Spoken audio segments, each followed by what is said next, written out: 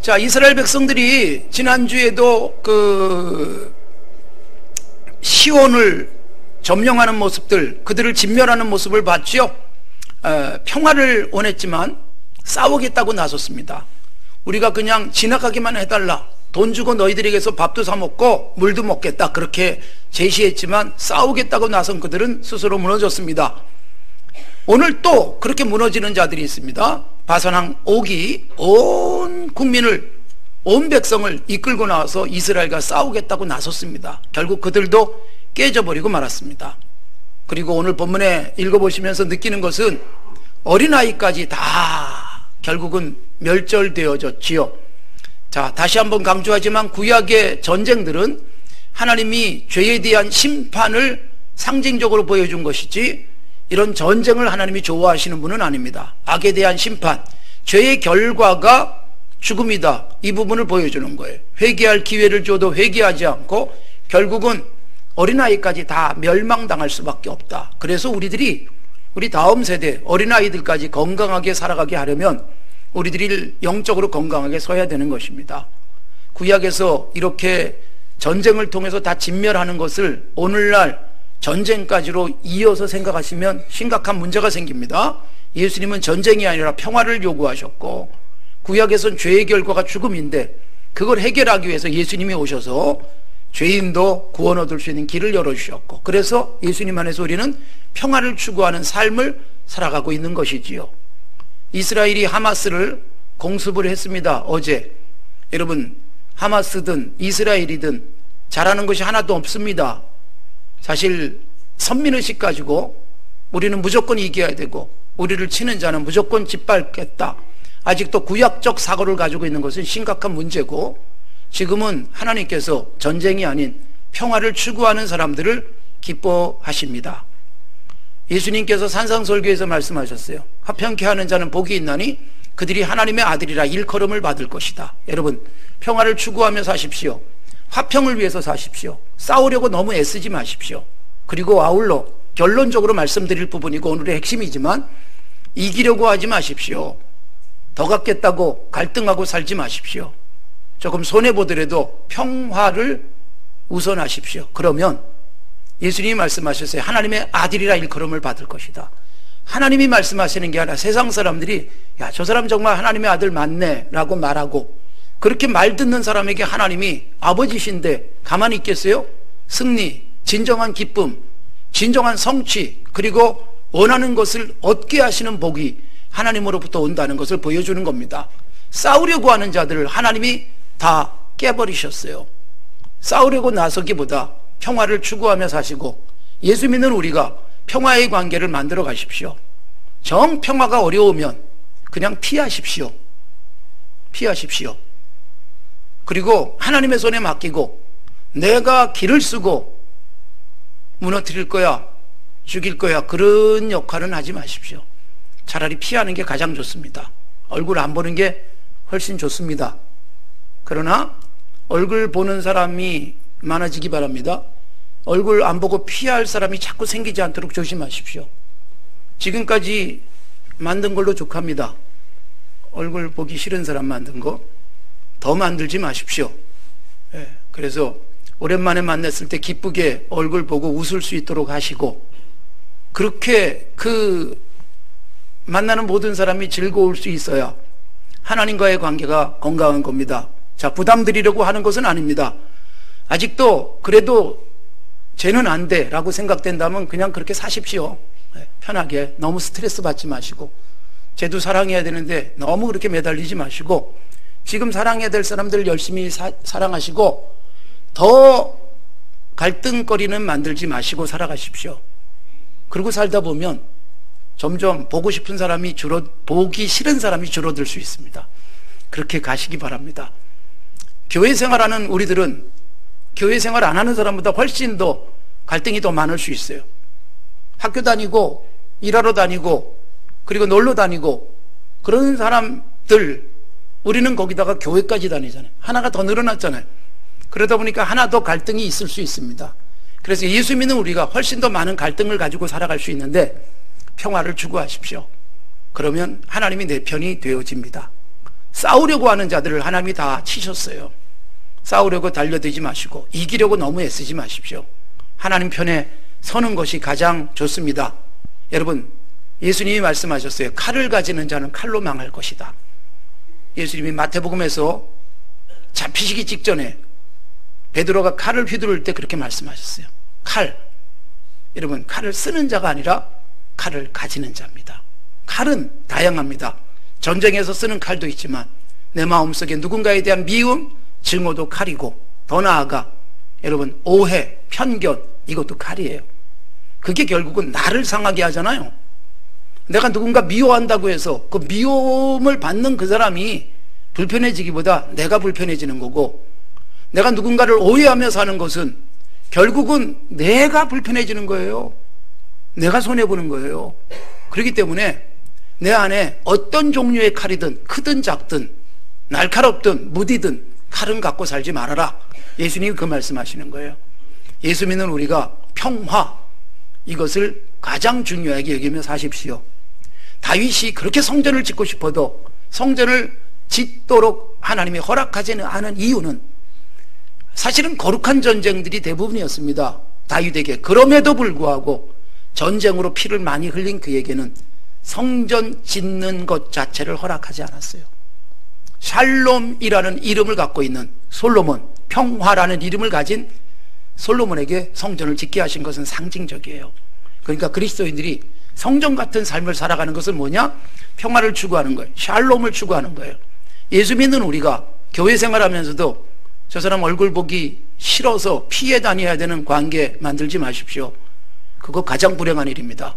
칼, 미움, 오해, 갈등, 번민, 이런 거 털어버려야 내가 행복해지고, 하나님이 그런 사람 뒤에 계십니다. 자, 오늘 싸우기 위해서 바사론 옥이 또 덤벼들었어요. 1절.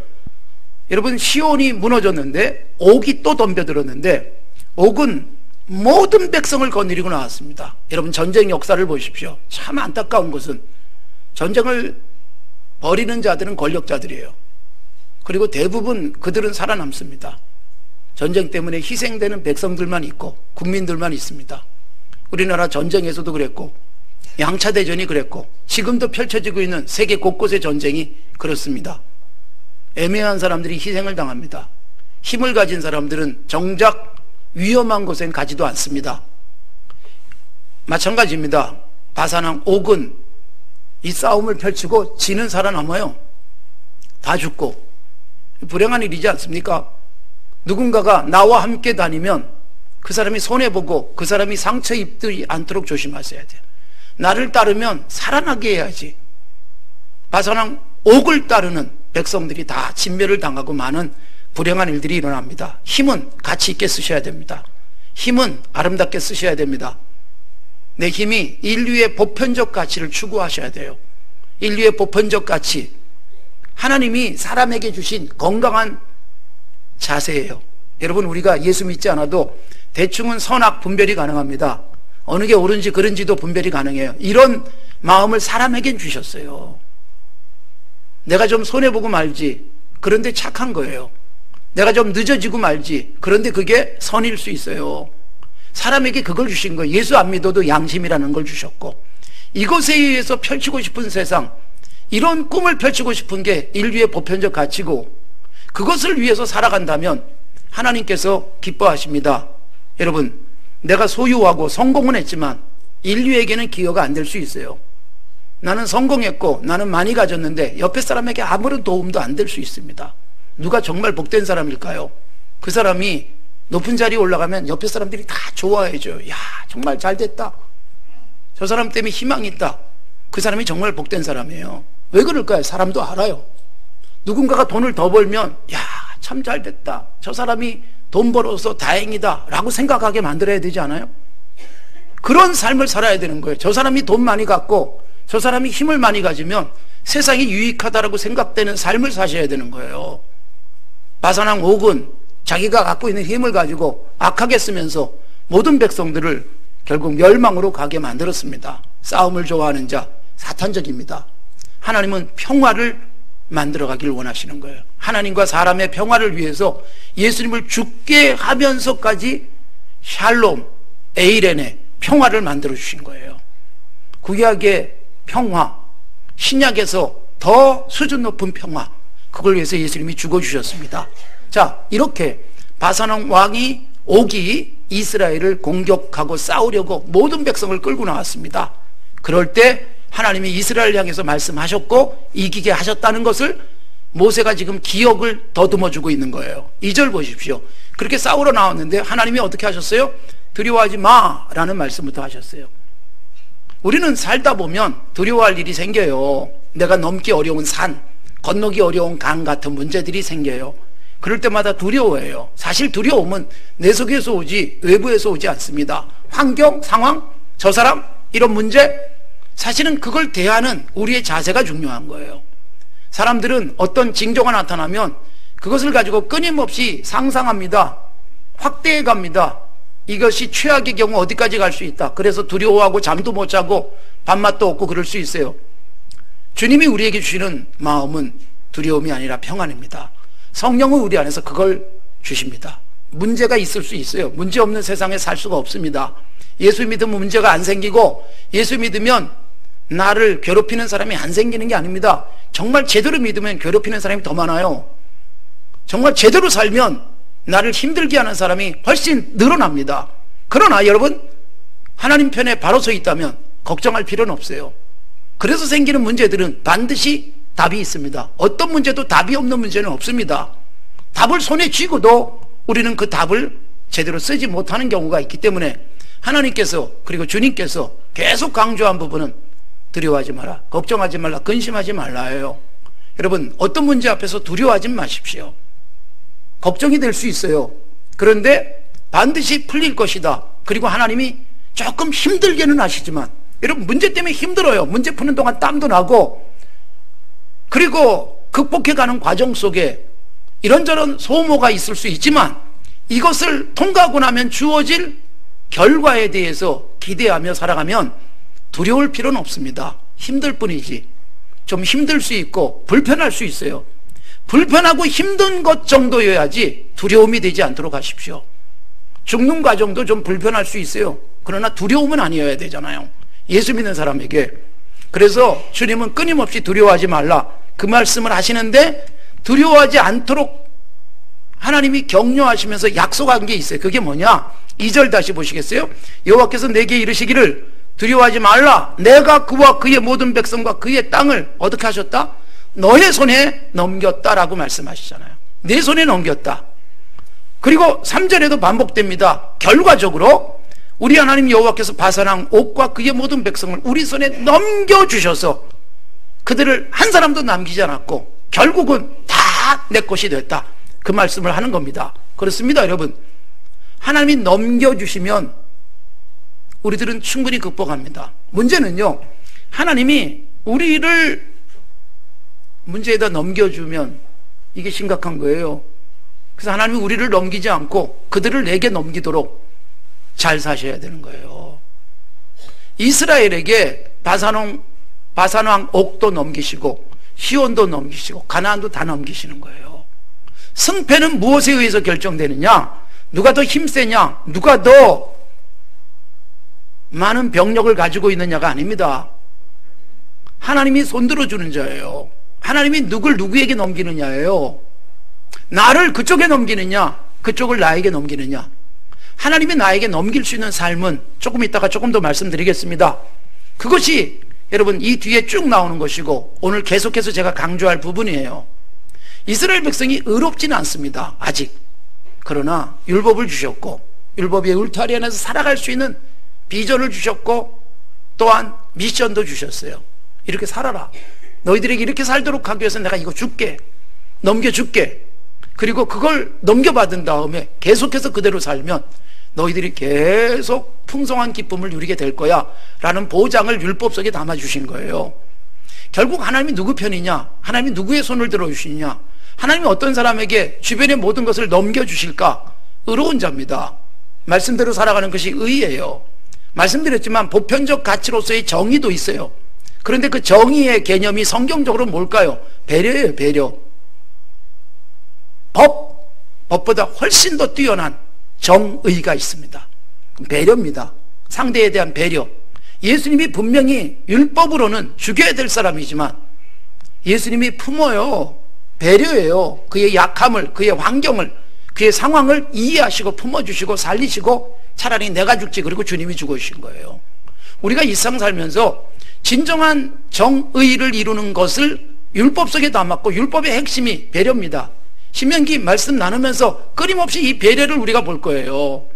그러니까 그리스도인들이 배려하며 살아가는 삶, 이게 정의로운 삶이고 그런 사람을 하나님이 함께 하시고 하나님이 의롭다 여기시고 그 사람 편에 서는 거예요.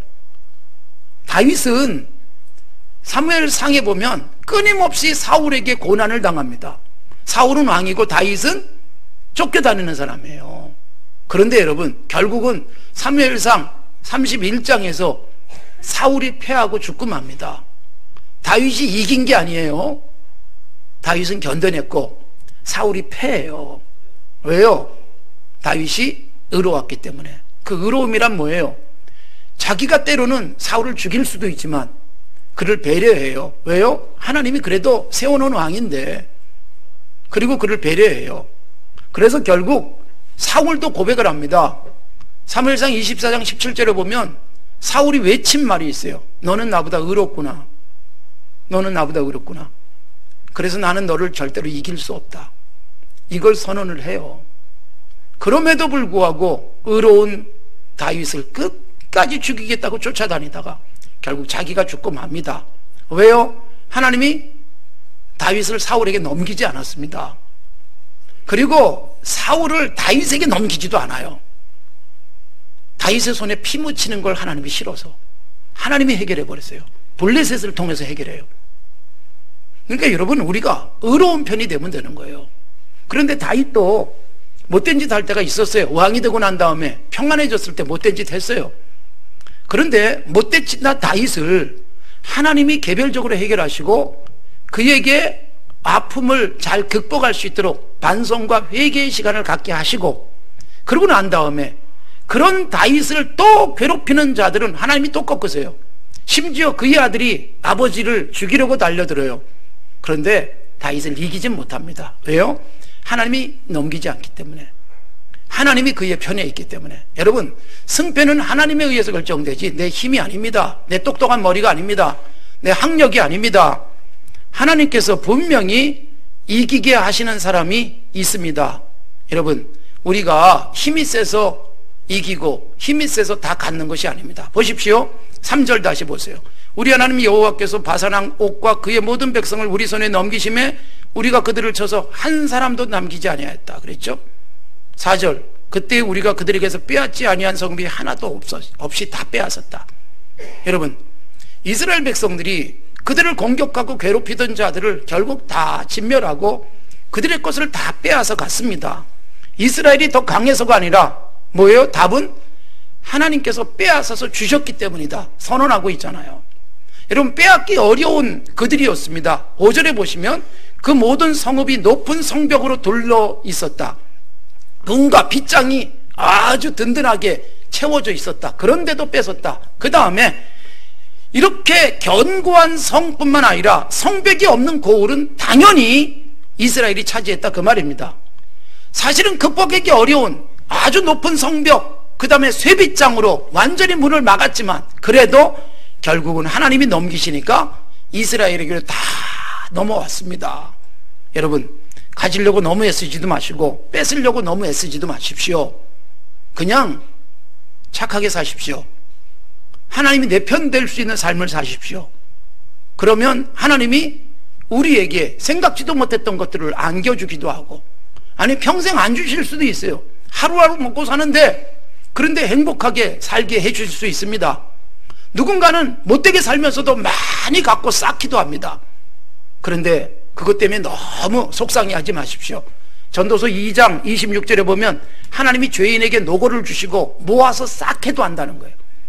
죄인인데 힘들게 모아서 많이 쌓았어요. 그런데 하나님이 그렇게 쌓아놓은 것을 하나님이 기뻐하는 자에게로 옮겨주신다라는 말씀도 전도서에 주시면서 그래도 다 것이다, 많이 가진들 그 말씀을 하는 거예요.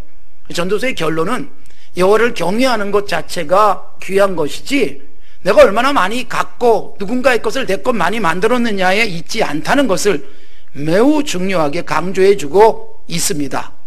뺏거나 주는 것이나 하나님의 손에 달려있지, 내가 갖겠다고 해서 가질 수 있는 것도 아니고, 내가 너보다 힘세기 때문에 뺏을 수 있는 것도 아닙니다. 힘이 훨씬 센 사람이 평생 못 뺏을 수도 있어요. 이런저런 법적으로도 지위를 갖고 있는데도, 그런데도 결국은 차지하지 못하고, 그래서 그러다 보니까 뺏고 싶은데 차지하지 못하니까 평생 불행하게 사는 거예요. 힘은 센데 힘도 없고, 저 사람이 뺏으면 뺏길 것 같이 약한데도 평생 안 뺏기고 행복하게 사는 사람도 있어요. 하나님이 그 모든 것을 주장하시기 때문입니다. 하나님이 주시기도 하고 가져가시기도 하시고, 하나님이 때로는 착하게 사는데도 가져가실 때도 있어요. 너무 내 걸 가져가셨다고 섭섭해하지 마십시오. 욥의 경우는 다 뺏기기도 하잖아요. 그런데 하나님이 도로 2배를 주시잖아요. 그 영적 시련을 통해서 훨씬 성숙히 키워놓고, 즉 그런 고난을 통해서 그릇을 키워놓고, 그릇을 2배로 키워놓고 2배를 주시는 거죠. 그런데 하나님이 일반적으로는 내게서 가져가셔야 될 때도 와요. 내가 관리 제대로 못하니까. 하나님이 아무래도 주신 것을 도로 가져가셔야 되겠다라고 생각된 삶을 살고 있기 때문에. 그런데 여러분, 내가 바르게 살면 하나님이 빼앗아서 내게 주시고 내 그릇을 키우시고, 그리고 나로 하여금 세상에서 하나님이 기뻐하시는 일을 더 많이 하게 하시는 거예요. 이스라엘에게 다 빼앗아 주셨어요. 하나도 빼앗아 주시지 않은 것이 없다. 가나안 땅에 들어가요. 그들을 다 차지합니다. 그런데 여러분, 그렇다고 해서 계속 자기들의 것으로 갖고 살지 못하잖아요. 이스라엘이 뺏겨요. 하나님이 주셔봤는데 하나님의 뜻대로 안 살아요. 주시면 천하 만민이 복받을 수 있는 하나님의 백성으로서의 가치와 사명들을 실현하고 살아야 될 텐데, 하나님이 안 되겠다 그리고 도로 뺏어 가시잖아요. 그리고 이스라엘을 바벨론에 넘기시고 아수르에 넘기셔요. 불행한 일이지 않습니까? 하나님께서 우리를 보시면서 막 주고 싶은, 남의 것까지 빼앗아서 내게 주고 싶은, 제게서는 도무지 안 되겠다 싶어서 뺏었는데 이걸 누구 줄까 하다가, 그래 관리자라는 너에게 주마 라고 주셔야 우리의 인생도 더 가치 있게 살지 않겠습니까? 다 빼앗아 주시는 하나님, 누구를 미워하시고 누구를 사랑해서가 아니라 관계예요. 관계. 여러분, 하나님과 나 사이의 건강한 관계를 만들어 가십시오. 하나님이 막 주고 싶은, 누구 건가를 뺏어서라도 내게 주고 싶은 그런 삶이 되셔야 되지 않겠어요? 그건 하나님과의 건강한 관계는 사람과의 관계예요. 제가 아까 서두에서 말씀드렸어요. 너무 부담 갖지 말자. 지금도 꼴 보기 싫은 사람도 있을 수 있지만, 그러나 더 만들지 말자 그랬는데, 여러분, 이것이 정말 중요한 부분이에요. 사람들과 불편하지 않은 상태를 계속 만들어 가십시오. 극복해 가십시오. 풀어 가십시오. 그래서 사람들과 편안한 관계, 건강한 관계 맺어간다면 하나님과의 관계도 더욱더 확실하고 더 건강한 관계고, 그런 사람에게 하나님이 주시고 싶고, 그 사람에게 주셨더니 더 좋은 관계 만들어 가잖아요. 계속 주고 베풀면서 하나님이 더 많이 주고 싶고, 누군가에게는 뺏어서 내게 안겨주시는 그 복 누리셔야 되지 않겠어요? 하나님이 빼앗아서 이스라엘에게 주신 것은 단순하게 빼앗는 하나님이 아니라 줄만한 자에게 주시는 하나님이다라는 것입니다. 하나님이 주실 만한 삶을 살아갑시다. 그런 건강한 그리스도인으로 행복해지시기 바랍니다. 그래서 평생 좋은 일 많이 하시고, 그랬더니 더 주시고, 그래서 더 그릇이 커지는 건강한 하나님의 사람들 되시기를 바랍니다.